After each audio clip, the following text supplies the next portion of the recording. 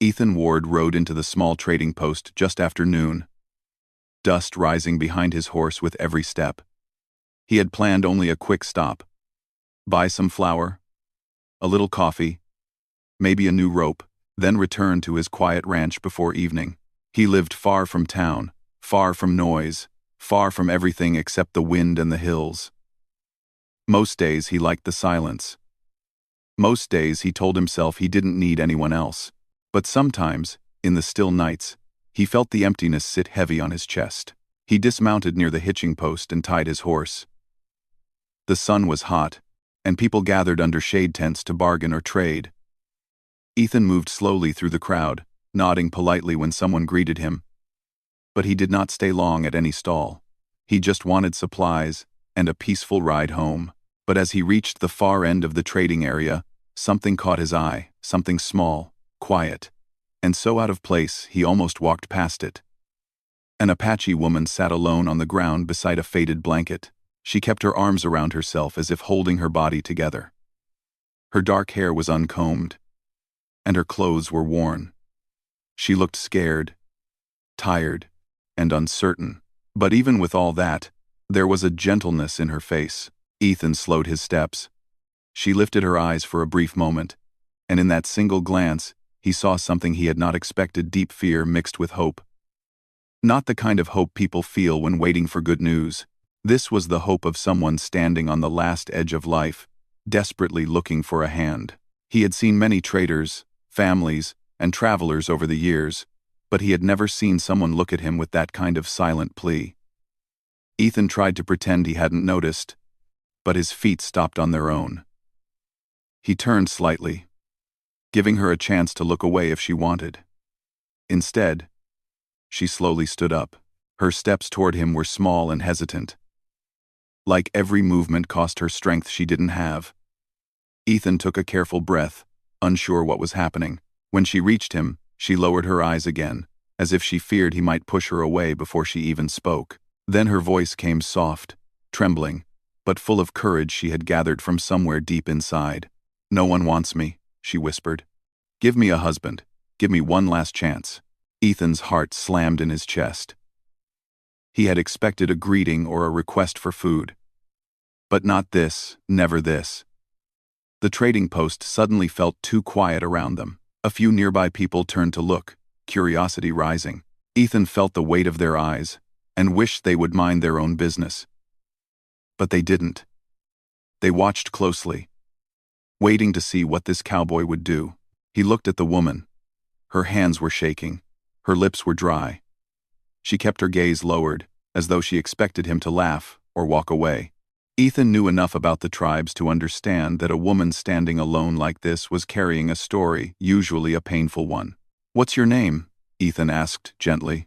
"Taya," she answered, her voice barely above a breath. He nodded slowly. "Taya, why are you asking this of me? You don't even know me." She looked up, and her eyes were wet with tears she was trying hard not to let fall. "I have no one left," she said. "My people will not take me back. They say I bring misfortune. My husband, he died. The second family did not want me. I have no place, no roof, no food. If I walk away from this post, I walk into the wind with nothing." Ethan felt a tightness in his chest. Her words were simple, but the pain behind them was sharp. She was not asking for luxury, not asking for comfort. She was asking for survival, for dignity, for a chance to keep living without being pushed aside. Nearby, the old trading post owner, a man with a rough beard and wise eyes, watched. Ethan knew he should not make any fast decisions, not when a life weighed on it. He lifted a hand gently. "Taya, come sit with me in the shade," he said.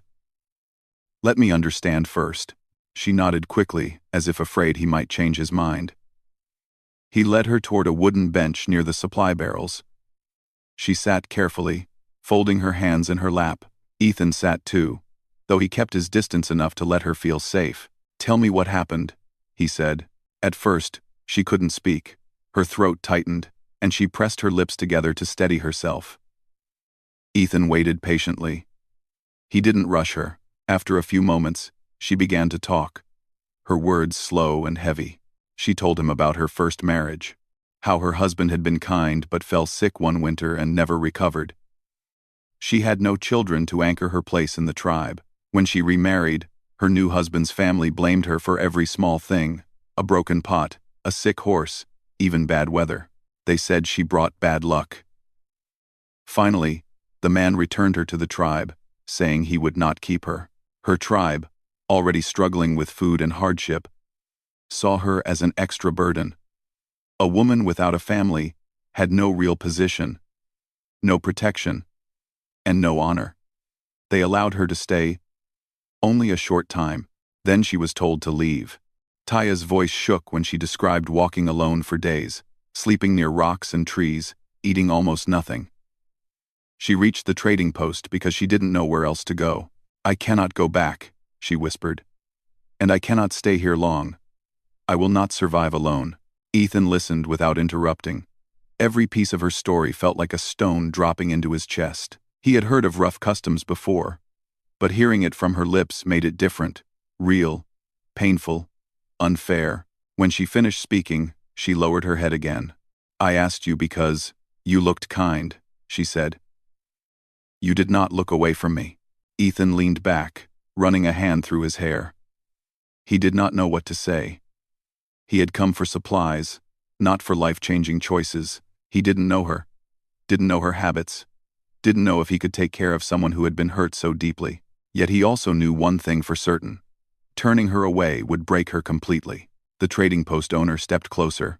"She speaks truth," the older man said quietly. "The tribe sometimes handles things in ways outsiders do not understand. But she is alone now. If someone does not help her—" He did not finish the sentence. He didn't need to. Ethan nodded. He understood too well. He turned back to Taya. Her shoulders were stiff. Her eyes were red. She looked like someone who had been pushed down, until hope was a dangerous thing to hold. "I need to think," he said softly. "This is not a small choice." She nodded quickly. "I understand. I will wait." Then she returned to her blanket and sat down again, hands folded, her entire body tense, as if she feared he might disappear if she blinked. Ethan walked away a few steps, moving toward the horses tied near the post. He looked out at the open land, the endless sky, the horizon stretching quiet and lonely. He imagined going home alone again, hearing nothing but wind and creaking boards. He imagined her walking away alone, too weak to face the wilderness again. A thought rose in his chest, unexpected, steady, and gentle. Maybe he had not stopped for supplies. Maybe he had stopped because this meeting was meant to happen. He turned around and saw her still sitting where he left her. Not moving, not speaking, just waiting like someone holding on to the last thread of hope. And in that moment, Ethan felt something shift inside him. Something that told him this story wasn't finished yet. Ethan stood near the horses for a long moment, letting the warm afternoon wind push against him while he tried to clear his thoughts. He had heard sad stories before, but something about Taya's situation felt different. Maybe it was the way she spoke with no anger, only quiet hurt. Maybe it was the way she waited, patient and frightened, as if she expected disappointment but still hoped for kindness. Or maybe it was simply the loneliness in her voice, the same kind he had felt many times on his ranch, sitting alone by the fire with no one to talk to except the silence. He turned to look again. She was still on the blanket, sitting perfectly still, her hands folded in her lap. It was as if she dared not move in case someone told her to leave. That look of waiting sank into his heart. People passed by her, some glancing for a moment, others ignoring her completely. No one spoke to her. No one asked if she needed anything. She was invisible to everyone except him. Ethan took a deep breath and walked back toward her. When she saw him coming, her body straightened slightly, but she did not stand. She looked scared to hope too much. "Taya," Ethan said gently, kneeling so he was at her eye level. "I'm not turning away. I just need to understand everything. I don't want to make a hasty choice that hurts you." Her eyes softened a little. "I understand," she said quietly. "Ask what you need." I will answer truthfully. Ethan hesitated. He didn't want to pry into her wounds, but he needed to know the truth about her situation. When you say your people sent you away, what do you mean exactly? Did they expect you to find help somewhere else? She shook her head slowly. They expected me to survive alone if I could, or not. They have little food. They have many troubles. A woman with no family, she becomes a weight. They could not carry me. There was no bitterness in her voice, just sadness. Ethan rubbed his jaw thoughtfully. Your first husband, did you care for him? Yes, she whispered. He was kind. But after he passed, I had no children. I had no place. I tried again with the second man. I tried to be helpful, gentle, respectful. But his family saw only bad fortune in every small thing. They blamed me, even for things I never touched. Ethan sighed. He knew some families always needed someone to point at when things went wrong. Taya, he said, choosing his words carefully. I want to take you somewhere safe, but I don't want to make promises I can't keep. If I help you, I want to do it the right way. She looked at him with a mixture of fear and gratitude. You are the only person who even spoke to me, she whispered. I do not want to burden you. But if you do not help, I have nowhere to go. Those words hit him hard. There was no anger in them, only simple, painful truth. Ethan stood and motioned for her to follow. Come with me, he said softly. Let's talk where it's quieter. She gathered the blanket and stood, moving slowly as if her legs were weak. He guided her to a shaded area beside the trading post building. The shade felt cooler, and she relaxed slightly, though she still kept her eyes lowered out of worry. The trading post owner eventually joined them. He was a man named Brewer, someone Ethan had known for years. He had seen the world enough to understand tribal customs and the struggles that came with them. Brewer, Ethan said quietly, tell me honestly what happens to her if nobody steps in. Brewer scratched his beard and gave Taya a sympathetic look. Well, she's telling it straight. A woman with no family and no support. She'll be turned away from most places. Folks won't take in a stranger easily. The tribes won't keep someone they see as bad luck, and the settlers won't trust someone they don't understand. Taya's hands tightened around the blanket as she listened. Brewer continued, if she walks into the wild alone, she'll last 2, maybe 3 days. Nights get cold, food is scarce, and she's already too weak. Ethan felt something twist inside him. He looked at Taya again. She wasn't trying to manipulate anyone. She wasn't begging for luxury or comfort. She was simply trying to stay alive. Brewer lowered his voice. If you help her, it must be done properly. With respect. Otherwise you'll face trouble from both sides. Ethan nodded slowly. I know. Taya looked up at him finally, meeting his eyes for the first time with a steady gaze. There was fear, but also a quiet trust beginning to form. I will not be trouble, she said softly. I can work. I can help. I can learn your ways. I only want a place where I am not chased away. Ethan's heart felt too full. He wasn't a man who cried easily, but the honesty in her voice made something stir deep inside him. Let me understand one more thing, Ethan said. When you asked me to give you a husband, what did you mean? Were you asking me directly, or asking for help finding someone? Taya's breath caught. She pressed her hands together nervously. I asked you because you did not look away. If you tell me no, I will accept it. But I have nothing left. I believed maybe you would be kind enough to give me a home, even if I bring little with me. Ethan slowly sat down beside her, thinking carefully. He wasn't a foolish man. He knew taking in someone in such a state would change his life forever. It wasn't a small responsibility, and yet he couldn't shake the feeling that meeting her was not an accident. Taya, he said quietly, I don't want to make a decision based on pity. I want to understand you as a person, not as someone who was cast out. Her eyes widened. No one had spoken to her like that. Not since her first husband. You are kind, she whispered. No one has spoken gently to me in a long time. Ethan exhaled slowly, looking at the dust swirling at their feet. "I've lived alone for years," he admitted. "Maybe too long. Maybe I forgot what it felt like to have someone to care about. But I don't want to promise something just because the moment feels heavy. I am not asking for a perfect life," she said softly. "I just want a chance to live, not disappear." Brewer cleared his throat. "Ethan, you're a good man. Think with your heart, but keep your feet on the ground." Ethan nodded. He would. He turned to Taya. "I need time," he said again. But this time his voice carried warmth instead of hesitation. "Not days, just a little time today. I want to make sure I do this right." Her shoulders relaxed. "I will wait," she said. She returned to her blanket and sat again, her posture no longer stiff with fear but calm with a small spark of hope. Ethan walked a little farther, this time pacing slowly along the shaded wall of the post. His footsteps were steady, but his mind was full. He thought of the empty ranch, the quiet rooms, the long days of working livestock with no one waiting at home. He thought of her loneliness, her courage in speaking to a stranger, her soft voice filled with heartbreak but not bitterness. He pictured her trying to survive in the wilderness alone. The image left a cold feeling inside him. Ethan stopped walking and leaned his hand on the wooden wall.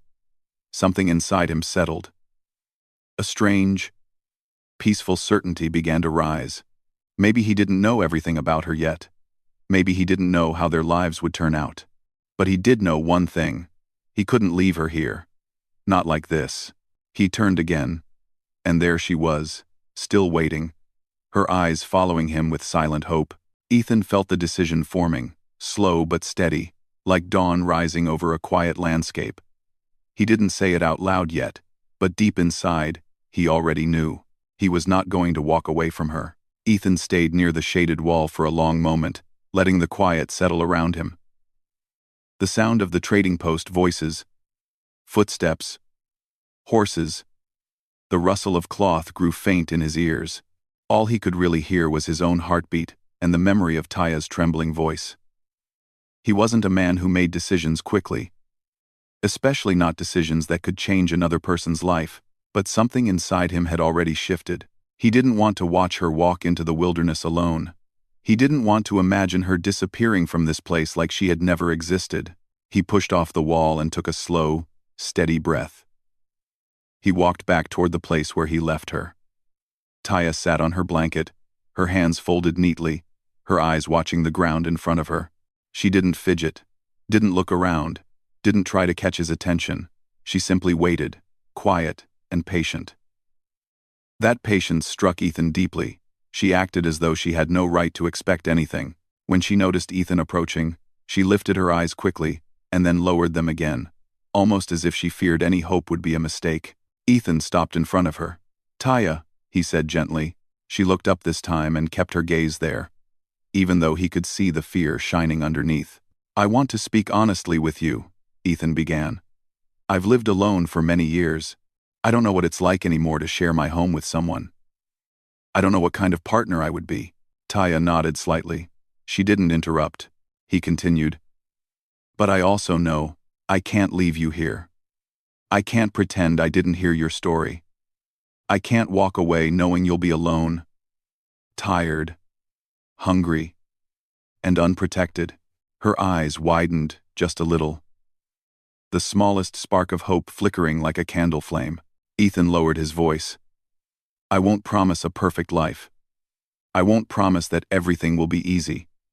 But I can offer you something real: safety, respect, and a place where you will not be pushed away." For a moment, Taya didn't breathe. She pressed her hand lightly to her mouth as tears filled her eyes. She tried to hold them back, but one slipped down her cheek anyway. When she spoke, her voice shook. You are choosing me?" "I'm choosing not to let you vanish from this world," Ethan said. "And yes, I'm choosing to give you a home." She covered her face with her hands, overwhelmed. Her shoulders trembled, but her breaths were filled with relief instead of fear. She whispered something softly in her language, A word Ethan didn't understand but could feel something grateful and full of emotion. Brewer, the trading post owner, had been watching from a distance. When he saw them talking seriously, he walked over with calm steps. "Ethan," he said, "if you've made a decision, I can help you do it the proper way." Ethan nodded. "I want to make this right." Brewer looked at Taya kindly. "Do you accept Ethan's offer freely?" Taya wiped her cheeks, straightened her back, and nodded. "Yes, I accept. Everything that Mord Bend 2S. Brewer smiled faintly, pleased to see her speak with more strength than before. "Good. The tribal elder is not far from here. He can record the agreement so there's no misunderstanding between you and the tribe, or between Ethan and anyone else." Ethan helped Taya stand. She held on to the edge of the blanket, almost hugging it against her chest, as though it was her last piece of protection. Ethan noticed and gently reached out his hand. She hesitated only a second before placing her trembling fingers in his palm. It was a small gesture, but it held a mountain of trust. They walked together across the trading post toward a wood-framed shelter where the tribal elder often stayed during visits. People watched them pass, murmuring quietly. Some looked confused, others curious. None of their reactions mattered to Ethan. He kept his steps steady and kept Taya close without crowding her. The elder, a calm, steady man with long gray braids, sat cross-legged near a small fire. When they arrived, he looked up with wise eyes. "Why do you come to me together?" he asked. Brewer explained the situation simply, without adding judgment or sorrow. The elder listened quietly and then turned to Taya. "Is this your choice?" Taya nodded. "Yes, he listens. He is kind. I accept." The elder then turned to Ethan. "And you? Do you understand the weight of this decision? Taking in someone cast away means offering her not only a place, but protection, honor, and fairness." "I understand," Ethan said with steady conviction. "And I accept." The elder studied him for a long moment, then nodded. "Then it is done." He spoke a few formal words in his own language, words meant to bind an agreement in spirit and in honor. Taya lowered her head respectfully. Ethan didn't understand the words, but he felt the seriousness of the moment. When it was over, the elder placed his hand on Taya's shoulder. "You are not alone now," he said gently. "Walk forward with peace." Taya closed her eyes, breathing out slowly, as if a heavy weight had finally fallen from her shoulders. Ethan felt something warm rise inside him, a mix of responsibility and unexpected pride. Brewer stepped forward. "Now that things are settled, you should get ready to travel before the sun gets too low. It's a long ride to your ranch." Ethan nodded and led Taya back toward the horses. She walked beside him, no longer dragging her feet, no longer shrinking herself. She looked unsure but also relieved, like someone who had been drifting for too long and finally felt solid ground beneath her feet. When they reached the horse, Ethan noticed her shiver from the wind. Without a second thought, he removed his coat and draped it gently around her shoulders. Taya froze, touched the soft fabric with her fingertips, and looked up at him with eyes full of surprise and gratitude. "This is yours," she whispered. "And I'm lending it to you," he replied with a small smile. "It's cold. You need it more than I do." For the first time since he met her, Taya smiled small, soft, but real. It changed her whole face, made her look younger and lighter, as if the smile itself lifted years of pain. Ethan helped her onto the horse. She moved carefully, nervous about doing anything wrong, but he steadied her with gentle hands. When he climbed up behind her, making sure she felt secure, she leaned slightly back against him, trusting him in a way that made his chest tighten. They started riding away from the trading post. The wind carried dust behind them. The voices of the crowd faded until all they heard was the steady rhythm of hooves against the earth and the whisper of the breeze. Taya held the front of the saddle with one hand and the edge of Ethan's coat with the other. She didn't turn around, but he could tell she was overwhelmed by everything that had happened. A part of Ethan still wondered how this new chapter in his life would unfold. But another part, the bigger part, felt calm, steady, and strangely right. Some meetings were accidents. Some were choices. But meeting Taya felt like both a moment meant to happen and a decision that changed the direction of two lonely lives. And as the trading post disappeared behind them, Ethan knew there was no turning back. The ride back to Ethan's ranch was long, but neither Ethan nor Taya said much during the journey. Some moments were silent in a peaceful way, and some were quiet because both of them were thinking about what lay ahead. Taya held her blanket tightly around herself, along with Ethan's coat, which still felt strangely heavy on her shoulders. Heavy not in weight, but in meaning. No one had ever offered her their warmth before. No one had ever told her she was safe. Ethan kept the horse steady and slow so she wouldn't feel frightened by the movement. He could feel how tense her back was against him at first, but as they traveled farther from the trading post, her shoulders slowly relaxed. The land around them changed from dusty open spaces to rolling hills and patches of tall grass moving gently in the wind. The sky grew soft and orange as the sun lowered, and shadows stretched long across the earth. About halfway home, Taya finally spoke. "You live far," she said quietly. "Yes," Ethan answered. "I like the quiet. The air is clean. The nights are peaceful. It is beautiful," she murmured, watching the land with curious eyes. Ethan nodded. "It's peaceful, but sometimes it can feel too empty." Taya didn't reply, but her fingers tightened slightly around the saddle horn. She understood emptiness better than most. As they approached a small hill overlooking the ranch, Ethan slowed the horse to give her a clear view. Below them lay a wide stretch of land, open and golden in the late sunlight. There was a small wooden house, a stable, fenced pastures, and a few scattered trees. Smoke rose gently from the chimney, meaning the fire he had prepared in the morning was still alive. Quiet, simple, and humble, that was Ethan's home. Taya gazed at it with soft awe. "This is yours?" she whispered. "Our," Ethan corrected gently without even thinking. Taya's breath caught. She looked down quickly, almost overwhelmed by the kindness in that single word. They reached the yard, and Ethan dismounted first, helping Taya carefully down from the horse. Her legs trembled when they touched the ground, both from exhaustion and from the uncertainty of stepping into a new life. Ethan steadied her with one hand and led her to the porch. Inside, the house smelled like wood, dust, and the faint scent of coffee. The furniture was simple: a wooden table, 2 chairs, a plain bed, a shelf with a few books and tools. Everything was neat because Ethan lived alone and had no one to clutter the space. Taya looked around slowly, her eyes touching each object, as though trying to understand the man who owned them. "You may put your things wherever you like," Ethan said gently. "I know you don't have much, but this is your home too now." Taya lowered her head. "Thank you," she whispered. He could see she was nervous, unsure how to behave in a stranger's home. He didn't want her to feel that way, so he added, "You don't need to do anything tonight. You can rest. Tomorrow, you can learn the house little by little.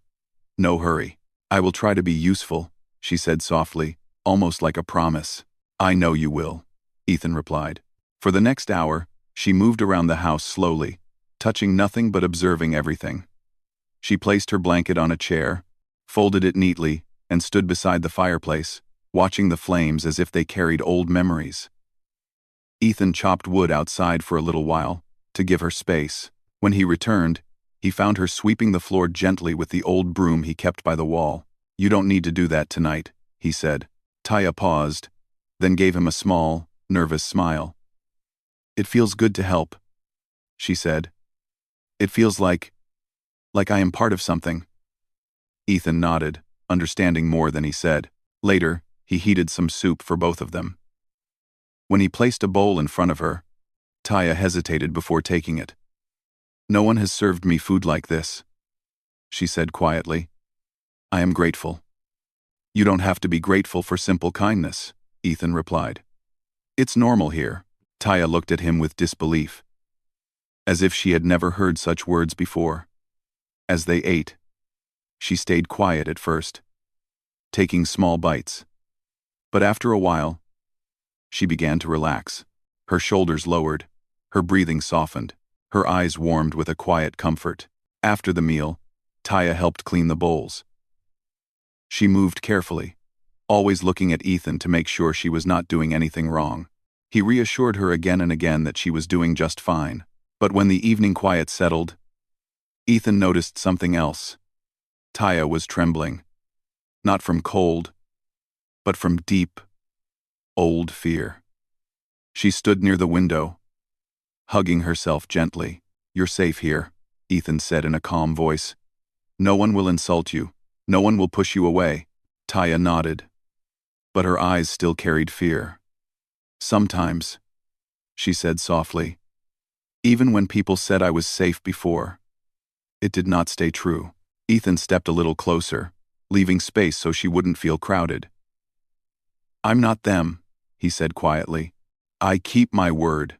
She looked up slowly, searching his face. She must have found something honest in his eyes, because her expression softened. "I will try to believe," she whispered. As night approached, Ethan prepared her a place to sleep. But before he could decide where she should rest, he noticed the uncertainty in her expression. She didn't know whether she was expected to sleep on the floor, outside, or somewhere else. Ethan gently pointed to the bed. "You sleep here tonight," he said. "It's the warmest spot. I'll take the chair." Taya's mouth parted slightly in surprise. "No, I cannot take your place. It's not my place," he said kindly. "It's our home, and I want you to rest well." She touched the edge of the blanket covering the bed, her fingers brushing it softly. "I will keep it neat," she promised. "I will not trouble you." "It's not trouble," Ethan answered. "You're tired. Rest." Later, when Taya finally lay down, she kept still for a long time, staring at the ceiling. The house was quiet except for the crackle of the fire. Ethan sat in the chair near the door, arms crossed, watching over the room in case she needed anything. After a few minutes, she whispered, "Ethan, thank you." He lifted his head slightly. "You don't have to thank me for treating you like a human being." She closed her eyes at those words, and they seemed to soothe something deep inside her. Outside, the wind blew softly across the land. Inside, the fire warmed the room, casting gentle orange light along the wooden walls. For the first time in a long time, Taya slept without fear, and Ethan, sitting quietly in the dim room, realized something he had not admitted to himself before his home, felt different now. Warmer. Brighter. It felt like someone had finally filled a place that had been empty for too many years. He didn't know what tomorrow would bring. But tonight, the ranch no longer felt like a lonely place. It felt like the beginning of something new. The next morning, sunlight entered the little wooden house slowly, touching the floor like soft gold. Taya opened her eyes before the sun was fully up. For a brief moment, she didn't remember where she was. She lay still, listening to the distant sound of birds, smelling the quiet scent of wood and morning air. Then she remembered the trading post, Ethan's voice, the long journey, and the warm bed he had given her. She sat up carefully, not wanting to disturb anything. Ethan was already awake, sitting near the window with a cup of warm coffee in his hands. When he turned and saw that she was awake, he gave a small, gentle smile. "Morning," he said softly. Taya lowered her gaze in a shy nod. "Good morning. You sleep well?" "Yes," she whispered. "I have not slept like this in a very long time." Ethan nodded, pleased. He didn't want to make her feel rushed, but he also wanted her to feel like she belonged here. "I'm going to start the morning chores," he said. "If you want, you can stay inside and rest. Or come outside when you're ready. Either way is fine." She hesitated, then answered, "I will come with you." Ethan didn't push her. He simply nodded and stepped out to feed the horses. When Taya joined him a few minutes later, she watched the animals with a mix of curiosity and uncertainty. She had been around horses before but never worked closely with them. Ethan taught her slowly. He showed her how to hold the feed bucket, how to keep her hands calm, how to move slowly so the animals felt safe. Taya learned quickly. Her movements were careful, respectful, gentle. She seemed to understand the value of every small thing. As the days passed, Taya found small ways to help around the ranch. She prepared warm meals, swept the floors, washed the dishes, and kept the house neat. She tended to the fire, made sure fresh water was always filled, and began planting a small patch of soil near the porch for herbs and vegetables. Ethan watched her with quiet admiration. She worked with sincerity. Not out of fear, but out of a desire to give something back. Slowly, the ranch changed. There were little signs of life now, her soft humming while she cooked, the gentle rustle of her dress as she moved through the house, the scent of fresh herbs drying near the window. Ethan hadn't realized how empty his home had been until she filled it with warmth. One afternoon, Taya came to him holding a small plant she had found. "This grows well in dry land," she said. "My mother taught me how to use it for cooking and for healing." Ethan accepted the plant carefully. "You can plant it near your garden," he said. "We have plenty of space." Taya gave him a grateful smile and returned to her little garden. Watching her kneel in the warm dirt, placing the plant with such care, made Ethan feel something he hadn't felt in years. Pride. Not pride in himself, pride in her. Pride that she was finding a place to belong. But not everyone shared Ethan's heart. A few weeks later, some neighboring cowhands stopped by to buy hay and tools. They were young, loud, and careless with their words. When they saw Taya near the barn, carrying a basket of fresh herbs, one of the men smirked. "That the woman from the stories?" he asked. "The one her tribe didn't want?" Another one laughed. "Poor cowboy must have been lonely to pick up someone they sent away." Taya froze instantly. The basket in her hands shook. She looked down, her shoulders shrinking, the old fear returning like a shadow creeping up behind her. Ethan felt anger rise, but he controlled his voice. He walked toward the men, his expression calm but firm. "You boys should watch your words," he said steadily. "We're just talking," one man said, shrugging. Ethan stepped closer, meeting their eyes one by one. "You're on my land. You'll speak with respect on my land. If you don't, you can leave." The men looked at each other, surprised. Ethan rarely raised his voice or showed anger. But now, his tone held no room for argument. After an awkward pause, they mumbled a half-hearted apology and left the ranch with their supplies. When they were gone, Ethan turned to Taya. She stood very still, gripping the handles of the basket tightly. "I'm sorry," she whispered. "I didn't want to cause trouble." "You didn't," Ethan said firmly. "They caused trouble, and I won't let anyone treat you that way." Her eyes were wet. "You always protect me." "I always will," he replied simply. She lowered her head, overcome with emotion. "Where I came from, no one spoke for me." Ethan softened his voice. "You're not there anymore." From that day forward, something deep changed between them. Taya felt not only safe, but valued. She began speaking more at dinner, sharing small pieces of her past, not the painful parts, but the memories of her family, her traditions, the songs her mother used to sing.